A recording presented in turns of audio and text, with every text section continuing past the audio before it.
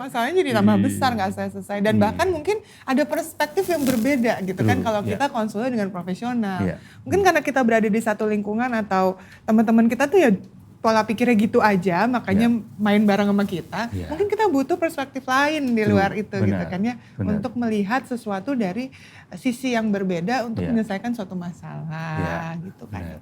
Oke, dan memang ada sesuatu yang kita harus sadari nih Mas Aji, kalau saya lihat kesehatan mental zaman sekarang ini kan sangat diutamakan untuk anak-anak Gen Z, sedangkan untuk generasi sebelumnya tuh malah itu mungkin tersier gitu ya, hal-hal yang benar. Nah ini kan jadi komunikasi ya, bahasa antara orang tua dengan anak ini yang jadi gap gitu ya. Iya, generation gap. Itu menjadi satu masalah. Iya, masing-masing generasi punya ego generasi. Ego generasi. Iya, generasi dulu, generasi yang dulu gitu ya, generasi kolonial, generasi yang sepuh gitu, cenderung merasa ya generasiku yang paling keren, generasiku yang paling tangguh, generasiku yang paling hebat. Demikian juga generasi yang muda merasa seperti itu. Nah, ketika tadi bicara tentang komunikasi, benar sekali saya juga menyarankan untuk berkomunikasi antar generasi, orang tua dan anak perlu ada jembatan komunikasi. Dan salah satu yang perlu diupayakan adalah ya masing-masing generasi perlu mengendurkan, mengurangi egonya, jangan merasa aku yang paling benar gitu. Komunikasi kan esensinya bukannya terus yang dijadikan tujuan bukan berarti aku benar, kan bukan seperti itu. Komunikasi ya kita perlu ngobrol dan menerima, barangkali aku salah, barangkali kamu benar. Oke, ini jadi salah satu topik yang penting banget, makanya semua harus mulai membuka diri untuk belajar. Kalau Mas Aji sendiri kan buka kelas-kelas juga kan ya? Iya. Kelas-kelas biasanya apa tuh? Saya semangat, saya saya terasa orang ya. Ini jangan-jangan bintangnya Gemini ya kayaknya. Kalau Gemini gitu ya? Oke, ngomong-ngomong kalau kelas-kelas gitu biasanya online, offline atau gimana sih? Ada online, ada offline. Waktu dulu pandemi online semua, tapi terus sekarang setelah mulai bisa offline, cukup sering offline saya. Kadang online sih, karena kadang di luar kota kan buat teman-teman. Dan Mas Aji suka ngasih perspektif-perspektif gitu dong ya pastinya ya? Iya. Yang lagi hits apa? Yang maksudnya yang paling banyak ditanyain gitu, perspektif tentang apa nih? Relasi sih. Relasi? Gimana maksudnya relasi? Relasi antara orang tua dengan anak, relasi antara pacaran, suami istri. Karena dari sepanjang saya menekuni hal ini dan dengerin banyak curhat ya, bahkan sampai sekarang itu masalah hidup manusia itu tidak bisa dipisahkan dari relasi. I see, wow. Terutama ya meskipun kita membatasin diri kita gitu kan, ada yang orang yang bilang gini dong, saya nggak mau pacaran dulu gitu kan, saya nggak mau cinta-cintaan dulu gitu kan. Tapi gimana pun juga dia akan berrelasi dengan dirinya sendiri kan. Dan itulah yang kadang menimbulkan konflik juga. Relasi itu tidak bisa dipisahkan dari berbagai masalah. Banyak cerita tapi esensinya benang merahnya adalah ini masalah relasi. Relasi, hubungan dengan orang lain gitu ya? Iya, ataupun bahkan hubungan dengan dirinya sendiri. Ini saya jadi keinget satu hal yang lagi banyak jadi perbincangan juga nih Mas Aji, yakni tentang bullying sendiri. Jadi kan ini hubungannya tentu dengan relasi itu tadi ya, mungkin dari komunikasi atau kebiasaan yang berbeda gitu ya antara satu dengan lain, sehingga seseorang bisa membuli yang satunya, sedangkan nih orang bisa dibully gitu ya. Target menurut pandangan Mas Aji gimana nih tentang bullying sendiri? Pembuli adalah orang yang takut sebenarnya. Kelihatannya ini ya, padahal dia tindakannya berani kan. Berbagai tindakan yang tampaknya berani. Entah itu bullying, entah itu kekerasan verbal. Ada KDRT juga kan. KDRT, kekerasan dalam rumah tangga, atau mungkin bahkan sampai orang yang membunuh gitu. Itu kan tindakan-tindakan yang kelihatannya tampaknya berani gitu. Tapi itu semua sebenarnya kalau dirunut itu berasal dari rasa takut. Rasa takut. Hanya orang takutlah yang melakukan kekerasan. Kalau orang yang berani, di dalam dirinya beneran berani, dia nggak mungkin melakukan kekerasan. Karena dia tidak merasa terintimidasi gitu. Iya, hanya orang takutlah yang melakukan kekerasan. Sehingga itu mungkin agak banyak orang yang tidak menyadari itu, dan ketika di beberapa kesempatan saya menyampaikan itu kayak mereka, oh iya juga ya gitu. Nah makanya biasanya kalau pembuli-pembuli apalagi kalau KDRT itu kelihatannya, nah ini kayaknya di luar nih bukan orang yang preman gitu. Iya, Kayaknya iya. ini mau orangnya yang takut-takut aja tapi sama istrinya di rumah kayak gitu. Banyak kan gitu ya. Bahan bakar kekerasan adalah ketakutan. I see. Orang yang sama sekali nggak takut. Orang yang beneran nggak takut. Dan itu disebut dengan kondisi compassion kan. Kondisi cinta itu adalah kondisi yang sama sekali tidak takut. Dia disuruh marah, itu nggak bisa. Orang marah pun juga karena takut kan. Gitu. Apa yang dia takutin? Misal pembuli gitu ya. Iya. Beberapa kesempatan saya juga mendapat curhatan dari pembulinya, bukan dari korban bullying. iya. Pembuli yang udah sadar dan dia berusaha untuk mengubah. Dia ingin sembuh dari kebiasaan yang membuli. Oke. Setelah ditelusuri, ya ada ketakutan. Jadi pertanyaannya, apa sebenarnya yang kamu takutin? Oh, wow. Oh gitu ya. Dan ini juga hubungannya sama misalnya hubungan yang toksik gitu ya. Ya. Kadang kan juga berasal dari ketakutan akan kehilangan ya. Ya kan? ya. Toxic relationship itu mungkin konteksnya gini ya. Banyak puzzle di dalam toxic relationship. Banyak hal yang bisa kita bahas, tapi mungkin kenapa seseorang sulit untuk keluar dari toxic relationship. Iya. Sedangkan kita teman-temannya atau saudaranya udah gregetan. Tinggalin aja. Iya kan udah gregetan kan? gitu. Dia udah berkeluh kesah berulang kali cerita, oh aku gini, tapi dia tetap balik lagi. Ya di permukaan kita gregetan ya, tapi di kedalaman kita juga perlu melihat bahwa tidak mudah untuk keluar dari toxic relationship. Karena Orang tersebut ada anggapan gini, seberapa berharga diriku, seberapa bernilai diriku, itu tergantung relasi ini.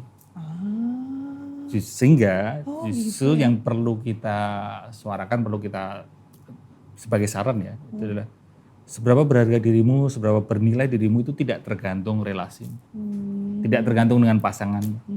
Dengan begitu akan lebih sehat relasinya. Tidak ada attachment, tidak ada clingy gitu. Kalau tips untuk cara terbaik nih untuk keluar dari situ? Ya perlu keberanian untuk keluar dulu kan. Perlu ada kesadaran bahwa oke, aku berada di toxic relationship. I see. Dan perlu kesadaran bahwa itu tadi seberapa berharga diriku itu tidak tergantung relasi ini. Itu dulu. Lalu ada keberanian untuk keluar karena kalau masih takut ya akan susah untuk keluar. Apakah harus ada harapan yang lain gitu? Mungkin kan ini ketakutannya karena dia tidak bisa mendapatkan pasangan yang seperti ini gitu kan ke depannya atau gimana? Atau self worth yang selama ini dia jalani gitu. Ya, enggak harus ada pengganti karena enggak sih ya. Value kita ini kan ya diri kita sendiri. Kita punya pasangan ataupun enggak. Kan kita bisa menyadari bahwa diri kita ini punya value gitu. Sehingga tidak perlu harus ada pengganti dulu. Kalau memang itu udah toksik, perlu kesadaran, sudah ada keberanian.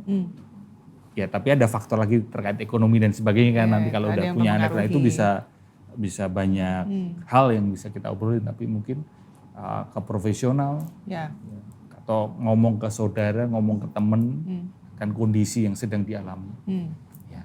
Jadi memang harus ada kesadaran diri dulu lah ya, yang penting itu ya untuk berani keluar dari situ kan. Udah tahu ada yang toksik, ya seperti racun pada umumnya pasti akan menggerogoti diri gitu ya. Oke. Nah, satu lagi pertanyaan yang banyak banget ditanyain juga, ini pertanyaan orang-orang yang pernah mengalami trauma batin. Ini gimana sih proses pemulihannya, healingnya? Kayaknya banyak juga ya, Mas Aji nih bikin konten-konten tentang trauma healing gitu ya? Iya. ACEs ya, Adverse Childhood Experiences, itu di psikologi sempat dipelajari gitu, sempat saya pelajari. Jadi luka masa kecil, karena mengalami satu kejadian, satu pengalaman yang tidak baik. Bisa jadi dari orang tuanya, dari orang tua sendiri gitu, atau mungkin dari orang-orang di sekitar waktu kecil, waktu remaja. Prosesnya banyak pendekatan yang bisa kita lakukan untuk memulihkan batin. Tapi satu pendekatan yang saya pelajari selama ini adalah pendekatan kesadaran, jalan mindfulness, kesadaran diri. Sebenarnya tidak ribet, simple aja. Kejadian di masa lalu itu kan sebenarnya sudah berlalu. Mungkin 10 years ago atau mungkin 5 years ago. Di sekarang ini, di kekinian, di present moment, kejadian itu kan enggak terjadi kan. Iya sih. Hanya saja yang jadi masalah adalah ingatan. ingatan ada nih. terus kita bawa kan. Sampai sekarang ingatan kejadian itu. Iya. Disebut dengan second arrow. Oke. First arrow-nya sudah nggak ada. Iya sih. Kejadian itu udah selesai. Tapi second arrow terus kita bawa dalam bentuk memori. Maka di latihan mindfulness kita perlu melatih pikiran kita supaya sadar in the present moment. Sehingga ketika memori itu muncul, dia tidak bikin kita hanyut terseret oleh memori masa lalu itu. Kita lebih menjangkarkan diri di sini kini gitu. Latihan paling dasar adalah mindful breathing. Sadari nafas. Oh ya? Nah, when you inhale, tarik nafas, sadari. Oke, nafas masuk, exhale, nafas keluar. Sehingga ketika dikunjungi ingatan masa lalu itu yang triggering, bisa dikaitkan dengan oke, nafas dulu. Tetap ada ingatannya, ya. Tetap ada ingatannya, tapi tidak terus bikin kita hanya terseret. Kan kita disadarin lagi, ini kita sekarang nih gitu ya. Iya. Kita nafas nih sekarang nih gitu ya. Pas is pas. Pas ya. Ya kadang-kadang berat juga ya untuk menyadari bahwa ini sudah lewat gitu ya. Jadi ketakutan tersendiri gitu loh. Iya, di satu sisi di diri kita ini ada bagian yang selalu ingin attach terhadap pas itu. Kita ketakutan untuk melepaskan. Cukup banyak sering terjadi orang sulit pulih bukan karena nggak bisa pulih. Orang sulit pulih karena dia tanpa sadar menikmati, menggenggam masa lalu itu. Iya, jadi terlarut-larut gitu ya sama masalahnya sendiri. Gitu ya. Oke. Aku drama maka aku ada gitu. Istilahnya. Bener lagi ya. Banyak tuh yang gitu ya. Aku drama karena maka aku ada. Iya. Wow, oke. Ini seru banget, dari tadi kita udah ngobrol-ngobrol panjang ya tentang self healing sebenarnya ya, kalau saya bisa simpulkan ya bersama Mas Aji. Kalau misalnya ada yang mau konseling gitu, bisa kemana Mas Aji? Sekalian dong dikasih tahu lovely people semuanya. Di Instagram paling ya, di @ajisantosobutro. Saya juga baru mulai aktif juga di YouTube, ajisantosobutro.tv. Lalu di mana ya, di TikTok paling baru mulai, tapi nggak joget-joget sih saya di TikTok. Iya, ajisantosobutro.id. Oke, jadi nanti bisa konsultasi mungkin ya buat teman-teman yang mau langsung DM aja ke Mas Aji dan ngobrol-ngobrol bareng. Tapi satu pesan dong terakhir untuk Gen Z deh, buat Gen Z ini karena di sini banyak Gen Z ya, semua yang ada di sini. Tips buat self awareness dan kesehatan mental. Tadi beberapa sudah saya sampaikan, yaitu tambah literasi terkait kesehatan mental, beranikan diri ke profesional, dan karena sama dokter saya juga ingin menyampaikan bahwa kesehatan mental itu bukan hanya kesehatan mental, kesehatan mental itu juga ada kaitannya dengan kesehatan fisik, sehingga ada dua hal yang ingin saya sampaikan juga, olahraga itu penting, ya kan? Saya juga bilang bahwa orang-orang yang bicara tentang kesehatan mental penting juga bicara tentang kesehatan fisik, vice versa. Orang-orang yang bicara kesehatan fisik juga perlu menyuarakan tentang kesehatan mental. Dan juga jaga pola makan. Karena brain and gut ini kan ada eksisnya. Juga jaga kesehatan pencernaan, jaga pola makan, jaga istirahat juga, itu juga akan mendukung kesehatan mental. Iya, jadi mulai nih pola hidup sehat untuk Gen Z semuanya. Pokoknya yang penting tetap berpikir positif, dan semoga obrolan hari ini bisa bermanfaat untuk semuanya ya. Thank you so much Mas Aji. Thank you for having udah me. ngobrol di sini. Stay tune di episode selanjutnya. Dah, lovely people.